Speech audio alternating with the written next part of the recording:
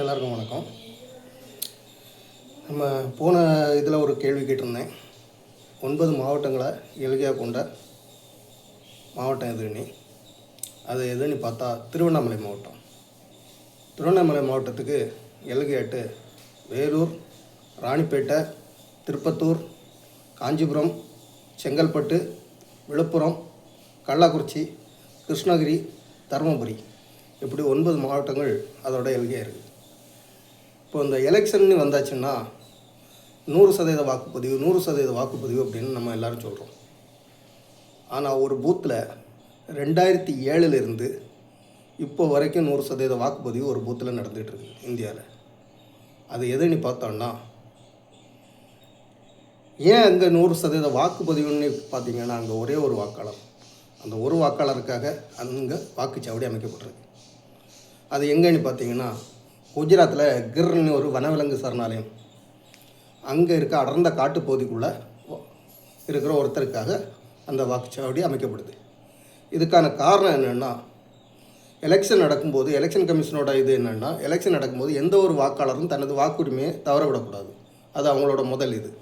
ரெண்டாவது, ஒரு வாக்காளர் ஓட்டு பதிவு பண்ணுவதற்காக 2 கிலோமீட்டருக்கு மேலே வரவே கூடாது. 2 கிலோமீட்டருக்கு உள்ளாலே அவங்க பூத் இருக்கிற மாதிரி பார்க்கணும். அதனால தான் சரணாலயத்துக்கு உள்ள இந்த வாக்குச்சாவடி அமைக்கப்பட்டது, இந்த ஒரு வாக்காளருக்காக. இதுக்காக 10க்கும் மேற்பட்ட அதிகாரிகள், இராணுவங்கள் எல்லாரும் சேர்ந்து உள்ளே போய் அவரோட வாக்கை பதிவு பண்ணி எடுத்துகிட்டு வராங்க. அடர்ந்த வனப்பகுதியில் ரொம்ப கஷ்டப்பட்டு உள்ளே போகிறாங்க.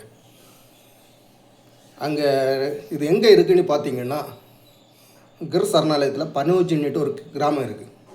அந்த கிராமம் எதோட வருதுன்னா, ஜுனாகத் மக்களவை தொகுதி, ஊனா சட்டமன்ற தொகுதிக்கு உட்பட்டது. அங்கே ஒரு கோயில் இருக்குது, வரலாற்று சிறப்புமிக்க கோயில்.